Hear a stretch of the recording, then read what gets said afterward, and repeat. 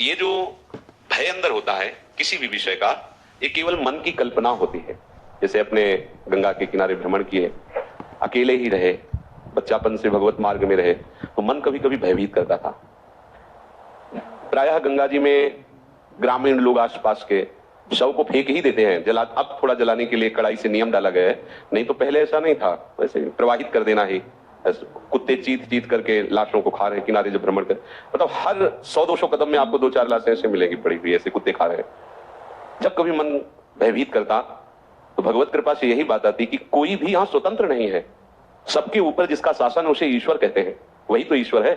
चींटी भी स्वतंत्र नहीं है, उसके ऊपर भी भगवान का शासन है। वो उतना ही चलेगी, फिरेगी, हिलेगी, डुलेगी, आपके शरीर में जिसे काटना है तो वहीं लाया जाएगा, वहीं कटेगी, और आपसे मसल करके मरना है तो वैसे ही मसल के मर जाए। पूरा विधान ईश्वर के द्वारा सब नियत है। कुछ छूट मनुष्य शरीर में दी गई है कि आप अच्छे कर्म करके, आप शुभ कर्म करके उन्नति कर सकते हो लोक लोकांतर की, या शुभ अशुभ दोनों को मिटाकर भगवत प्राप्ति कर सकते हो, या अशुभ कर्म करके नरक आदि जा सकते हो। थोड़ी छूट, अगर वो ज्यादा उपद्रव करने लगेगा, चाहे शुभ का या अशुभ का, तो भी उसके ऊपर शासन होने लगेगा। अगर शुभ का अधिक होने लगा तो देवता पिंड डालने लगेंगे कि हमसे आगे न बढ़ जाए, और अशुभ का हुआ तो उसे शासन में लिया जाएगा। पूरी सृष्टि को त्रास नहीं दे सकता, क्योंकि ईश्वर उसका, तभी तो भगवान विविध प्रकार के अवतार लेकर के उनका विनाश करते हैं। कोई भी स्वतंत्र नहीं। एक वायु भी चलेगी ना तो ईश्वर की ही आज्ञा से चलती है। कुछ भी यहां स्वतंत्र नहीं, कोई स्वतंत्र नहीं, पक्का समझ लीजिए, कोई स्वतंत्र नहीं। इसीलिए तो भक्त बेपरवाह हो जाता है कि जो मेरे प्रभु विधान करेंगे वही मेरे जीवन में होगा, अब मुझे क्या चिंता करनी। बिल्कुल चिंता नहीं, डर तो होना ही नहीं चाहिए। जहां कहीं भी हमें डर लगा है तो हम पहले अपने डर की निवृत्ति की। जैसे हमारे मन ने डराया है, ये खंडहर है, गंगा का किनारा है, पास में श्मशान, इसमें भूत रहते होंगे, यहां मत रुको। हम वहीं जाकर रुके थे। नाम जब करते हुए जब मन भयभीत करता तो कहते हम देखेंगे कौन भूत आता है, कौन परेशान। कुछ नहीं, केवल मन की एक कल्पना है। समस्त चर अचर में भगवान ही समाये हुए हैं, समस्त चर अचर भगवान के ही शासन में है। अभी इनको बता रहे थे कि गंगा के किनारे हम 4 बजे गंगा स्नान करते थे, न टार्च थी न कुछ ऐसा, अंधेरे में पैरों के नाप और अभ्यास के अनुसार हम वहां पहुंच जाते थे। बहुत काफी रेत होती थी, काफी जगह जल भराव होते हैं, और जब धुंध होती ना सर्दी में तो आंख भी काम नहीं करती कि कहां मार गए, तो अनुमान से पहुंचते थे। पैरों की गति अनुमान, इतना चल लिए, अब लगभग इतने के पास घाट होगा, ऐसा। तो वहां एक रास्ते में बहुत बड़ा, उसे रमसल कहते हैं देहाती भाव में, अब वो जो भी कहा जाता हो, घास का बड़ा झुंड, मतलब जैसे कुशा होता है उससे बड़ा वो होता है, उसमें सफेद लंबा लंबा इतना फूल निकलता है, वो ये अलग अलग भाषा में उसको बोलते हो। वो काफी दूर तक था, उसके बीच से जाना होता था। तो जो ही हम निकलते तो जैसे हवाई जहाज उड़ने की आवाज आती ना, ऐसे होता है एकदम भाग, एकदम मन एकदम कहता कोई है। अब 4 बजे अंधेरा, वहां कौन दिखाई दे रहा है। मन को समझाते नहीं नहीं कोई प्रभु है, प्रभु की सेवा नहीं। गंगा स्नान करके आते तो कदम लड़खड़ाने लगते, यहां कुछ तो है। प्रकाश होने के बाद फिर ऐसा भय जाता। एक दिन हमने कहा इस मन को निर्भय करना ही होगा। जब वहां से निकले वही आवाज, खड़े हो गए। जब तक सूर्य उदय नहीं होगा तब तक यहां से जाएंगे नहीं, देखते हैं क्या होता है। बहुत मतलब जिद्दी स्वभाव रहा है, खड़े रहे। एक बार भी बंद नहीं हुआ। हमें लगा कि अगर कोई होता तो हम खड़े हैं तो दोबारा भी तो आवाज होती, तो हम कहा जाएंगे तभी जब सूर्य उदय हो जाएगा। सूर्य उदय हुआ, प्रकाश में देखा लाश को खाने वाली लाखों मक्खियां बैठी हुई बड़ी बड़ी, तो जहां उनको लगता कोई ऐसे है तो एकदम आवाज, वो एकदम उनका देखो। एक बार सफीपुर गंगा के किनारे हैं, अकेले वहां पे खंडहर घाट, तो जो ही थोड़ा अंधेरा हुआ तो ऐसे दृष्टि गई तो छत में एक आदमी खड़ा, मुंह में सब काली पोती ऐसे, हमका पक्का भूत है। अंदर से आया कि अब यहां कौन और हो सकता भूत। मतलब इतना साहस होने पर भी रोम रोम खड़े हो गए।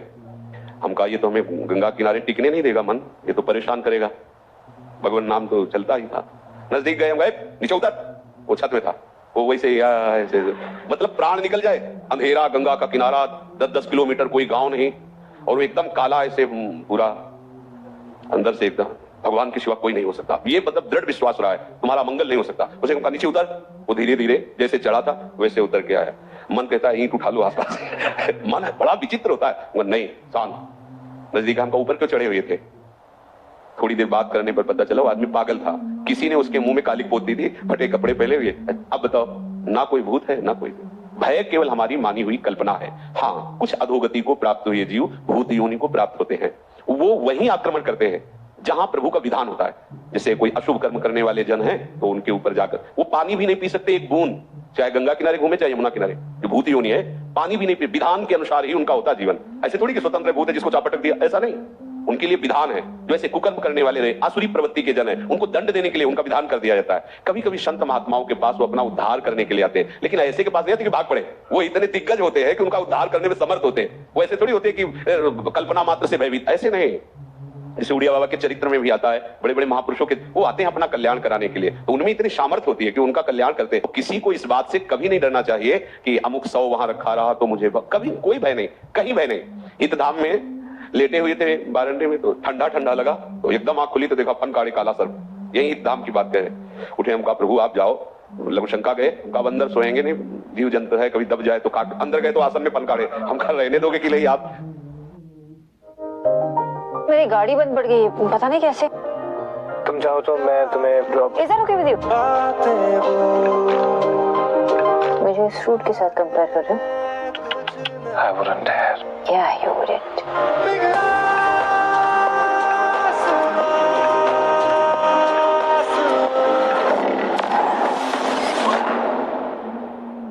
देखिए हमारा नया शो लव अधूरा only on mini TV app, वो भी बिल्कुल फ्री।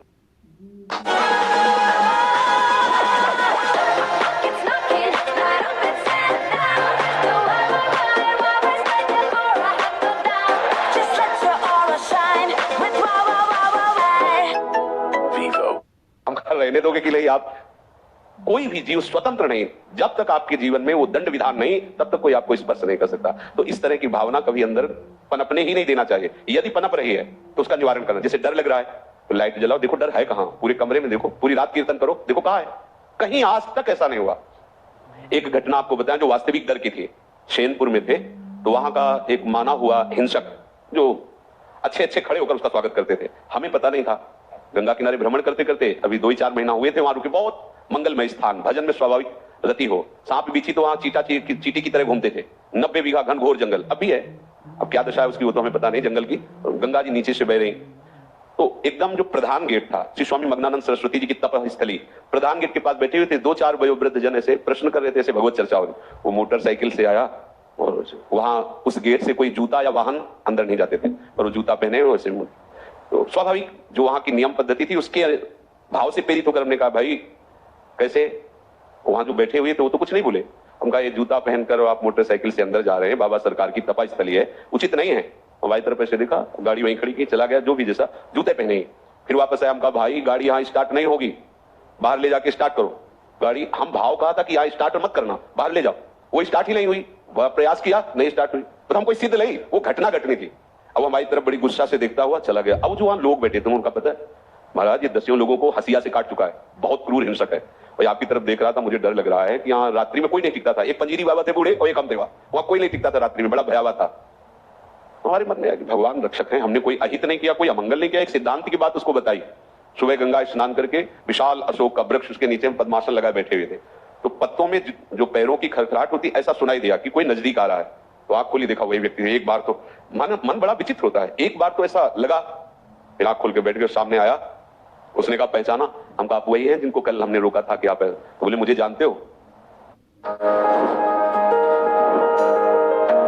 मेरी माँ फोन से पैसे देती है। मेरे पापा फोन पे पैसे लेते हैं। मेरे दादाजी को फोन में पैसे आते हैं। दादी फोन से हर मंदिर के दर्शन पाती है। दीदी लैपटॉप से पढ़ाती है और मैं लैपटॉप से पढ़ती हूँ। टेक्नोलॉजी हम सब के लाइफ का हिस्सा है, पर टेक्नोलॉजी को हम तक किसने पहुँचाया?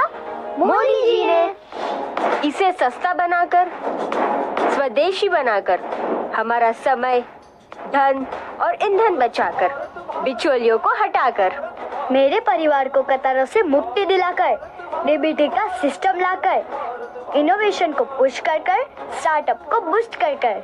मेरा परिवार डिजिटल तो India digital. Thank you Modi ji. Digital economy, digital Bharat, Modi सरकार की गारंटी।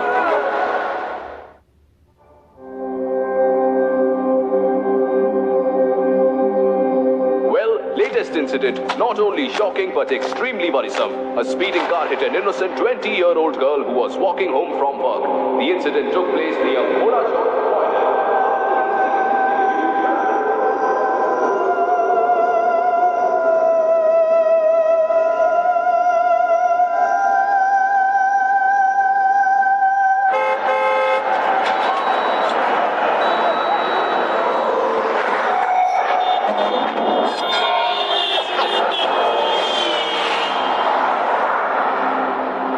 खुद अंधेरों में घिरकर भी दूसरों को रोशनी दिलाती है।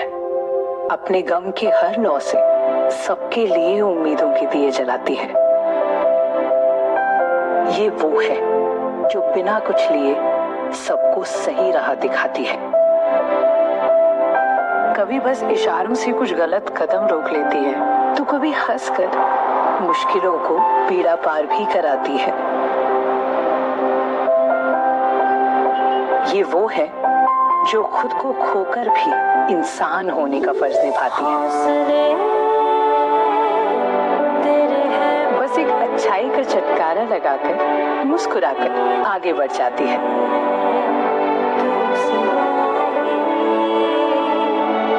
हर जंग को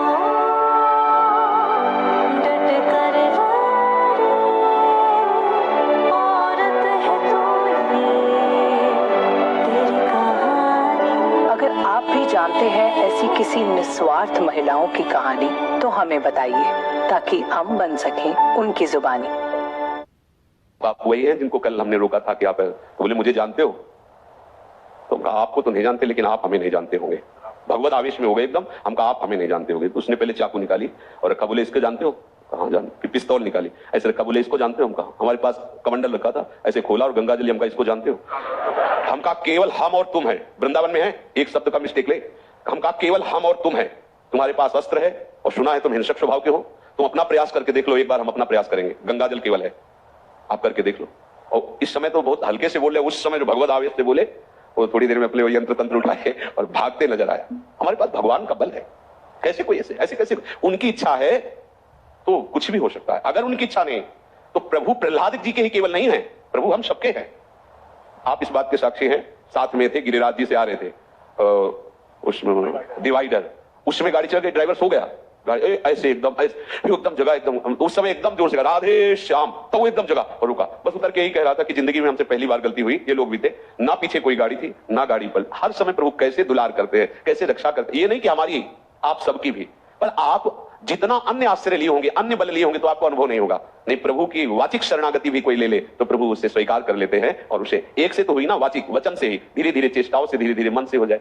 अभी लोगों से वहां पीछे बैठ के बात कर रहे थे कि देखो हमारी उपासना में जो हम देख पा रहे हैं, इसमें गले पड़ जाना है, बस गले पड़ गए, हम कैसे हैं, हमसे क्या होगा, ये सब छोड़ो, गले पड़ गए। अब आप जानो, आपका काम जाने।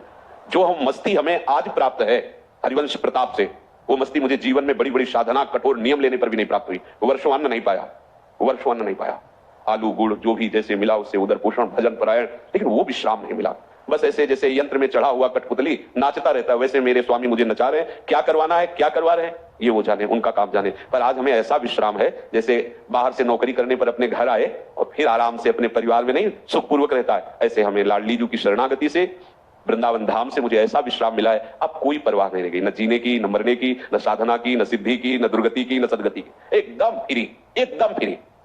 और उसका हम परिणाम देखते चले जा रहे हैं। जो 10,000 वर्ष साधना करने पर लाभ नहीं मिलता था, वो ऐसे ऐसे ऐसे दे रही हमारी लाडली। प्रकट में प्रमाण भी तो होना चाहिए, हम देख रहे हैं, प्रमाण देख रहे हैं, बस इनके गले पड़ जाओ।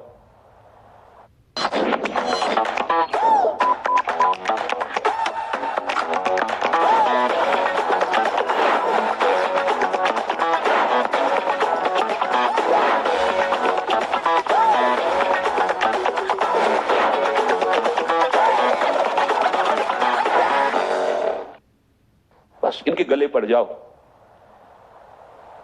हमें तो लगता है कि अब आपके अंदर कोई प्रश्न नहीं होना चाहिए। जो प्रश्नकर्ता जन है, या तो शरणागत हो जाओ या फिर कुछ करो, कुछ करने लायक हो नहीं तो शरणागत हो जाओ, फिर अब तुम्हारा प्रश्न नहीं होना चाहिए। हम श्री जी के आश्रित हैं, श्री जी के भरोसे हैं, श्री जी के ही अधीन हैं, अन्य कोई आश्रय नहीं, अन्य कोई भरोसा नहीं, अन्य कोई बल नहीं। तो आप फिर लिख लो,